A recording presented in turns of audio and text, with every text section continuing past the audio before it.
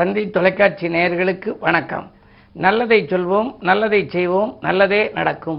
இன்று 15/12/2023 வெள்ளிக்கிழமை பூராடம் நட்சத்திரம் காலை 10:19 வரை, பிறகு உத்திராடம் நட்சத்திரம். இன்றைக்கு நான் உங்களுக்கு சொல்லியிருக்கிறேன் நல்ல கருத்து, முன்னோர்களுடைய ஒரு அற்புதமான கருத்து. மூத்தோர் சொல்லும் முது நெல்லிக்கனியும் முன்னே கைக்கும் பின்னே இனிக்கும்னு ஒரு பழமொழி உண்டு. மூத்தவர்கள் நமக்கு சொல்கிறாங்கன்னு வச்சுங்க, வயதில் முதிர்ந்தவர்கள் அவங்க சொல்கிற போது முதல்ல அது கசப்பாக தெரியும், பிறகு வாழ்க்கையில் இனிப்பாக இருக்குங்கிறதுக்கு எடுத்துக்காட்டு முது நெல்லிக்கனின்னு இருக்கு இல்லையா. ஒரு நெல்லிக்காயை நம்ம சாப்பிட்டோம்னா சாப்பிட்ற போது கரிப்பு சுவையாக இருக்கும், பிறகு நம்ம தண்ணி குடிக்கிறேன்னு வச்சுங்க, குடிக்கிற போதெல்லாம் இனிச்சுக்கிட்டே இருக்குமா. அது மாதிரி அந்த முன்னோர்களுடைய சொல்லுக்கு முக்கியத்துவம் கொடுக்கணுங்கிறதுக்கு உங்களுக்கு எடுத்துக்காட்டாக சொல்கிறேன். அவங்க ஒரு அழகான நம்முடைய ஆயுள் நீடிப்புக்கு ஒரு கவிதை சொல்லியிருக்காங்க.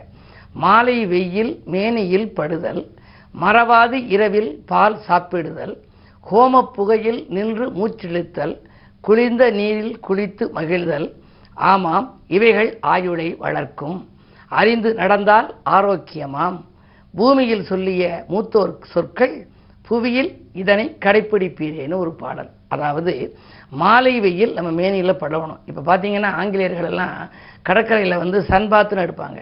இப்போ மண் பாத்துன்னு சொல்லி மண்ணும் தடவிக்குன்னு சில பேர் மண் பாத்தை எடுக்கிறாங்க. அது உடலுக்கு ஆரோக்கியமாக இருக்குன்னு வாழை இலையெல்லாம் மேலே போற்றி அந்த பச்சையம் படணும்னு சொல்கிறாங்க.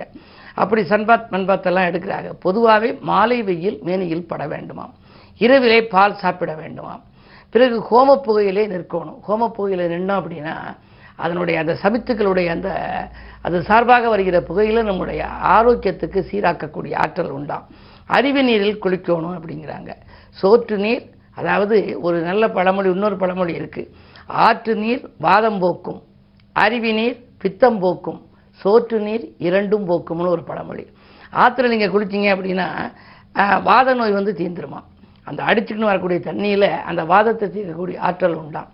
அருவி நீர் பித்தம் போக்கும்னா தலையில் அருவி விழுகிற போது அந்த பித்தம்ங்கிறது போயிடுமா. இந்த ரெண்டையும் நீக்கிறது எது? காலையில் கஞ்சி தண்ணின்னு குடிக்கிறோம் இல்லையா, நீச்சல் தண்ணி அப்படின்னு சொல்லி, அந்த அருவி நீர் பித்தம் போக்கும், சோற்று நீர் இரண்டும் போக்குங்கிறேன். இப்படிப்பட்ட இந்த முன்னோர் கருத்துக்களை நாம் முறையாக ஏற்று நடந்தாலே நம்முடைய வாழ்க்கையில் ஆரோக்கியம் சீராகும் என்ற கருத்தை தெரிவித்து இன்றைய ராசி பலன்களை இப்பொழுது உங்களுக்கு வழங்கப் போகின்றேன். மேசராசி நேயர்களே, நண்பர்களால் நல்ல காரியம் நடைபெறுகின்ற நாள் இன்று. இன்று நகை வாங்குவதில் கூட உங்களுக்கு நாட்டம் செல்லும். உத்தியோகத்தில் உள்ளவர்கள் மேலதிகாரிகளுக்கு நெருக்கமாவார்கள். கேட்ட சலுகைகளும் இன்று கிடைக்கலாம். இன்று உங்களுடைய ராசிநாதன் நல்ல இடத்திலே பலம் பெற்று அஷ்டமத்தில் இருந்தாலும் கூட பாக்கியாதிபதி 5ஆம் இடத்திற்கு அதிபதியோடு கூடியிருக்கின்றார். பூர்வ புண்ணிய ஸ்தானாதிபதி சூரியனோடு இணைந்திருப்பதனாலே பூர்வ புண்ணியத்தின் பலனாக உங்களுக்கு கிடைக்க வேண்டிய யோகம் இன்று கிடைக்கும். ரிஷபராசி நேயர்களே, இன்று மாலை 4 மணி வரை சந்திராஷ்டமம். எனவே காலை நேரத்தில் உங்களுக்கு சலசலப்பாக இருக்கும், மாலையில் கலகலப்பாக இருக்கும். எந்த புது முயற்சி செய்தாலும் காலை நேரத்தில் நீங்கள் செய்ய வேண்டாம். மதியத்திற்கு மேல் உங்கள் மனக்குழப்பம் அகலும், பணப்புழக்கம் ஏற்படும், தொழில் கூட்டாளிகள் உங்களுக்கு அனுகூலமாக நடந்து கொள்வார்கள். மிதுனராசி நேயர்களே, உங்களுக்கெல்லாம் இன்று மாலை 4 மணிக்கு மேல் சந்திராஷ்டமம். எனவே ஏதாவது ஒரு புது முயற்சி செய்வதாக இருந்தால் அதிகாலையிலேயே செய்து விடுவது நல்லது. ஒரு தொழில் தொடர்பாக, உத்தியோகம் தொடர்பாக ஒரு முக்கியஸ்தர்களை பார்க்க வேண்டும் அல்லது தொலைபேசியில் பேச வேண்டும் என்று சொன்னால் மாலை 4 மணிக்கு முன்னதாகவே நீங்கள் பேசிவிடுவது நல்லது. சந்திராஷ்டமம் வந்த பின்னால் எந்த முயற்சி செய்தாலும் அது சரியாக நடைபெறுமா என்பது சந்தேகம்தான். தொழில் கூட்டாளிகளும் உங்களுக்கு இணக்கமாக நடந்து கொள்ள மாட்டார்கள். விரயங்களும் கூடுதலாக இருக்கும். பயணங்களாலும் அலைச்சல் ஏற்படுமே தவிர ஆதாயம் கிடைக்காது. கடகராசி நேயர்களே, உங்களுக்கெல்லாம் தொட்டது துலங்கும் நாள். தொகை கேட்ட இடத்தில் கிடைக்கும். 7லே சனி இருந்தாலும் கூட குருவினுடைய பார்வை 2இல் பதிவதால் வாக்கு வளம் நன்றாகவே இருக்கிறது. எனவே எதை எந்த நேரம் செய்ய நினைத்தீர்களோ அதை செய்து முடிப்பீர்கள். இல்லத்தில் நல்ல சம்பவம் நடைபெறும்.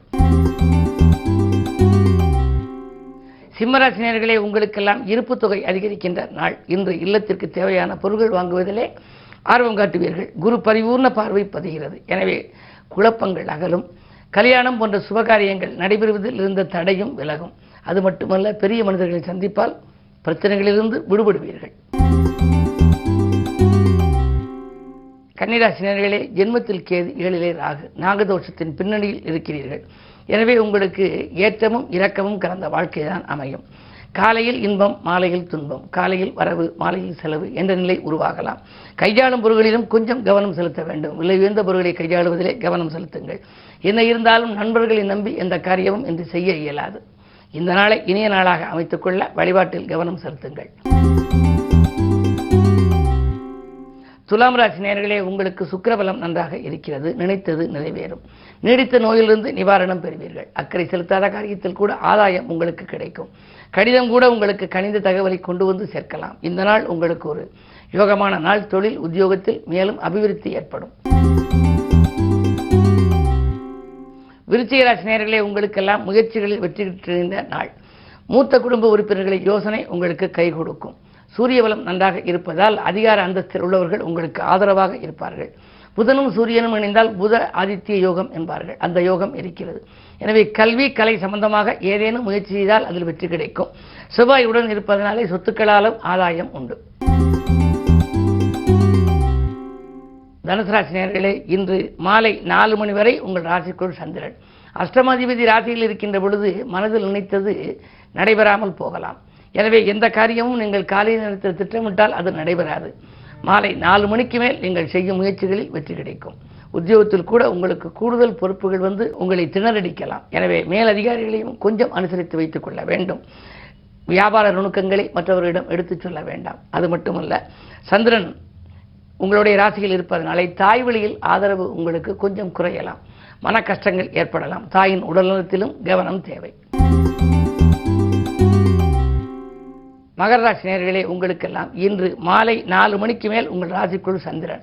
சப்தமாதிபதி ராசிக்குள் வருகின்ற பொழுது நல்ல சம்பவங்கள் நடைபெறும். கல்யாண கனவுகள் நனவாகலாம்.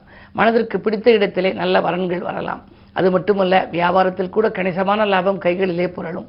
அதிகார பதவியில் உள்ளவர்களின் ஆதரவும் உங்களுக்கு திருப்தியாக இருக்கிறது. இன்னும் 5 தினங்களில் சனி பயிற்சியாக இருக்கின்றார்.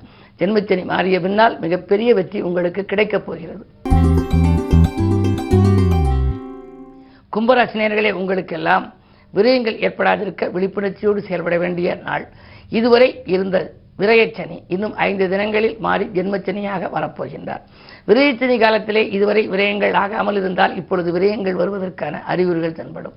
இதுவரை விரயங்கள் ஆகியிருந்தால் இப்பொழுது சமநிலையில் உங்களுக்கு இருக்கும். என்ன இருந்தாலும் சனியை பொறுத்தவரை 12இல் இருக்கின்ற பொழுது பயணங்கள் ஏற்படலாம்.